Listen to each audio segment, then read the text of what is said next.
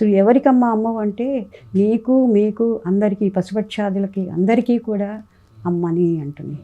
నేను గురువు శిష్యులు అంటే కూడా ఒప్పుకోదు. నేను గురువుని కాదు, మీరు శిష్యులుగా, నేను అమ్మను, మీరు పిల్లలు. దేవుడు అన్నా కూడా నేను దేవతనే కాదు, నేను అమ్మను, మీరు పిల్లలు. అమ్మకున్నటువంటి ఇది లేదు.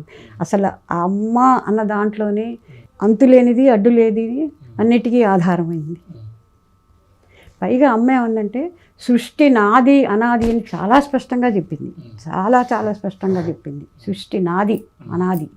మరి అటువంటి అమ్మని గురించి మనం చెప్పుకోవాలంటే కూడా ఎంతైనా చాలు. అయితే నాకు విశ్లేషించి చెప్పటం కూడా నాకు చేత కాదు.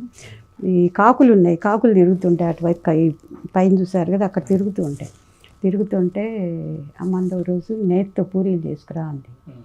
మామూలుగానే తిరుగుతూ మామూలు మాట్లాడుతూ నేతితో పూరీలు చేస్తావా అంది. సరే తీసుకెళ్తే అవి తుంచి ముక్కలు చేసి కింద పడకుండా వాటికి పట్టుకునేలాగా, అసలు కింద ఒక్క ముక్క కూడా పడకుండా నోటికి అందిస్తే అవి ఎగిరి తినేవన్నమాట. ఒక్క ముక్క కూడా కింద పడేది కాదు.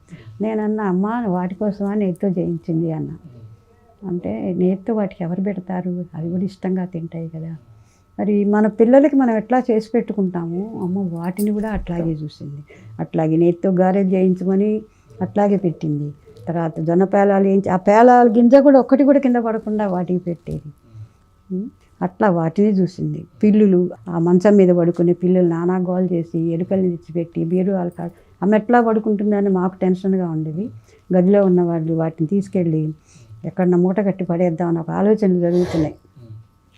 అమ్మ అది విని అంటుంది, మీ పిల్లలకి మీరు బజార్ వెళ్తే మీ పిల్లలకి ఇష్టం వచ్చిన పండు కూరగాయలు కొనుక్కొచ్చి పెడతారా లేదు, అట్లాగే వాటికి ఇష్టం వచ్చినవి పిల్లలకి పెట్టుకుంటున్నాయి, మీరు ఈ పని మానుకోమని మందలిస్తున్నాము. మరి పిల్లలు అంత గోల్ చేస్తున్నాయమ్మా అంటే కూడా అది వినిపించుకోదు. ఇది అమ్మ ప్రేమ, మాతృ ప్రేమ, తల్లి ప్రేమ. ప్రతి జీవిని అట్లాగే చూసింది. ఆ రోజుల్లో కరెంట్ లేకపోతే పెట్రోమాక్స్ లైట్లు పెట్టేవాళ్ళు, జనం వస్తారు కదా దర్శనానికి. ఆ పురుగులన్నీ వచ్చి అమ్మ మీద వాలేవి. తోలుతుంటే తోలనిచ్చేది కాదు. కొన్ని పురుగులు అట్లా వాలి వెళ్ళిపోయేవి, కొన్ని పురుగులు అట్లా ప్రదక్షిణం చేసినట్టు చేసి వెళ్ళిపోయేవి. అంటే అవన్నీ నేను దగ్గరుండి నాకు అబ్జర్వేషన్ ఎక్కువ. అది చెప్పా కదా, అమ్మ చర్య మాట వేస్ట్ పోకూడదు అనేట్టుగా ఉండేది. అది ప్రదర్శనలు చేసినట్టు ఒక పురుగు వెళ్ళిపోకుండా అట్లాగే అమ్మను అనుకుని ఇట్లాగే ఉంది. అది తీయబోతుంటే అది దాని సంస్కారం, అది నన్ను ముద్దు పెట్టుకుంటోంది ఉందని అంది. ఆ తర్వాత ఒకసారి కందిరీగ కుట్టి చెయ్యి వాచిపోతే కూడా అది నొప్పి లేకుండా అది కూడా మీలాగా సేవ చేసుకుంది అనేది. ఓ రోజు పన్నుపోటు వచ్చి బాధపడుతుంది. అమ్మ పన్నుపోటు ఎట్లా ఉందని అడిగారు మీలాగా వచ్చిన వాళ్ళు. అడిగితే మీరెట్లా నన్ను వదిలిపెట్టి వెళ్ళలేక వెళ్తున్నారో అది కూడా నన్ను వదిలిపెట్టి వెళ్ళలేక వెళ్తాను ఉన్నది అంటుంది అమ్మ. తర్వాత ఒక ఆంబోతిద్దు ఉండేది ఆ రోజుల్లో. ఇక్కడ ఇప్పుడు ఈ ఓపెన్ స్పేస్ ఉంది కదా, స్పేస్లో మందిరంలాగా రెల్లు మందిరం ఉండేది. అక్కడ అమ్మ మంచం చుట్టూ అట్లా కిందనే పడుకుండేవాళ్ళం జనాలు ఆ రోజుల్లో. పడుకుంటే అది ఎవరిని ఒక్కళ్ళను రాత్రి టీవీలో చూశాను, దాని పేరు ఇది చెప్పారు. ఆ గంగిరెద్దుకు మనిషికి ఎట్లా చేస్తారు, సమాధి చేసి ఆహారం పెట్టి నివేదన పెట్టి కార్యక్రమం ఒక వ్యక్తి చేసినట్టు చేశారు. అది చూపించాడు, నాకు అది గుర్తొచ్చి ఎక్కడాట ఎవరిని తొక్కకుండా అది వెంటనే నాకు అవన్నీ వెనక్కి పోయింది అనమాట. నాకు మంచం చుట్టూ అందరం పడుకున్నా కూడా ఎవరిని తొక్కకుండా అమ్మ చుట్టూ ప్రదక్షిణ చేసి వెళ్ళిపోయేది ఆంబోతిద్దు. అట్లా వెళ్ళేది. ఒక గొడ్డి బర్రె ఉండేదని చెప్పేది అమ్మ. అప్పటికి మేము చూడలేదు.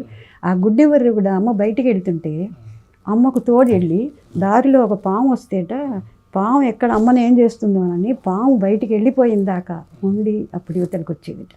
అట్లా సర్వ జీవాలు కూడా అమ్మకు సహకరించి అమ్మకు తోడు నీడగా మెలిగాయి. పూజ చేస్తుంటే ఆ మందిరంలోనే ఒక రోజు పూజ చేస్తుంటే ఒక పాము వచ్చింది. పాము వస్తే మరి తోలాలనిపిస్తుంది, మనకంత శక్తి లేదు, భయం కదా. తోలుతుంటే అది కూడా పూజ చూడటానికే వచ్చింది, మీరు తోలొద్దండి అమ్మ. ఇవన్నీ మన కళ్ళ ఎదురుగుండా చూసినవే. అంటే సరే ఊరుకున్నారు. అది అట్లాగే పూజ అయిందాక భయంగానే ఉంటుంది అక్కడ కూర్చున్న వాళ్ళకి. అమ్మ చెప్పిందని ధైర్యమే ఉండదు. పూజ అయిందాకా ఉండి వెళ్ళిపోయింది అది కామ్గా. ఇప్పుడు వాటి జంతువుల ఆంతర్యం మనం గ్రహించలేము, వాటి మనస్సు మనకి తెలియదు, ఒక్కొక్కదానికే తెలుస్తుంది. సర్వజీవన సంజీవని కదా అన్నీ తెలుస్తుంది. తర్వాత అమ్మ ఒక ఉపదేశం కూడా డైరెక్ట్గా ఉపదేశాలు చేయటం అది కాదని చెప్పాను కదా.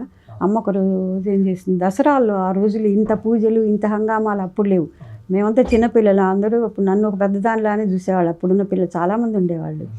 ఈ బిల్డింగ్ కూడా కట్టుబడి అంతా ఒక మేస్త్రి తప్ప ఇక్కడున్న వాళ్ళే. ఇప్పుడు ఈ రావురి ప్రసాద్ గారని దత్తని ఇంకా చాలామంది ఉన్నారు. వాళ్ళే ఇసుకలు మోయటం, ఇటుకలు మోయటం, చిప్స్ మోయటం ఇవన్నీ వీళ్ళే. ఒక్క మేస్త్రి ఒక్కడే ఉండేవాడు. ఇవన్నీ ఈ కట్టుబడి అంతా అట్లాగే ఇక్కడున్న వాళ్ళే, ఇక్కడున్న సేవకులే చేసేవాళ్ళు. సుప్రభాతం చేసేవాళ్ళు, సంధ్యావందనం చేసేవాళ్ళు, ఈ పనులు చేసేవాళ్ళు. వాళ్ళు వచ్చేసరికి అమ్మ ప్రసాదం చేసి తనకు ఓపిక లేదు అనుకుంటూ కూడా మళ్ళీ లేచి వాళ్ళకి ప్రసాదం, దాంతో వాళ్ళకి ఓపికలు ఇచ్చేవి. అట్లా చేసేవాళ్ళు కార్యక్రమం. ఒకరోజు తోటలో అటు పక్కంతా తోట ఉండేది. ఆ తోటలో బాగా చెట్లు ఉండేవి, పూలు బాగా పూస్తుండేవి. నేను వచ్చిన సమయానికి నాన్నగారు కూడా వచ్చారు, వాళ్ళ మనవరాలు చిన్నమ్మాయిని ఎత్తుకుంటూ. అక్కడ ఒక పువ్వు తీసుకున్నారు, పువ్వు కోసి చాలా బాగుంది కదే అన్నారు. చాలా బాగుంది, ఆ పువ్వు ఏంటో నాకు గుర్తులేదు. అది ఇద్దరం మళ్ళీ సమంగా మేడ మీదకి వెళ్ళాం. ఏం చేస్తారో నాన్నగారి పువ్వు చూసి ఇంత బాగుంది అనుకున్నాను నేను. తీసుకెళ్ళి అమ్మ పడుకొని ఉన్నప్పుడు వరండాలో పాదాల మీద పెట్టారు. చాలా ఆశ్చర్యపోయినాను నేను, అమ్మ పాదాల మీద పెట్టారు. అట్లాగే ఓ సందర్భంలో మాట్లాడుతూ నాన్నగారు అంటారు, అట్లా ఆశీర్వదించమ్మా అంటారు. భర్త కూడా అమ్మ అని పిలిచినాడే పతివ్రతకు చివరి స్థితి. ఇప్పుడు నాన్నగారు కూడా అట్లాగే చివరికి అట్లా ఆశీర్వదించమ్మా అన్న సంఘటనలు, సందర్భాలు కూడా ఉన్నాయి. అవి ముందు నివేదన తీసుకెళ్తుంటే ముందు మీ అమ్మగారికి ఇచ్చావా అని అడిగేవాళ్ళు. నాన్నగారు కూడా అట్లా శ్రద్ధగా ఉండేవాళ్ళు.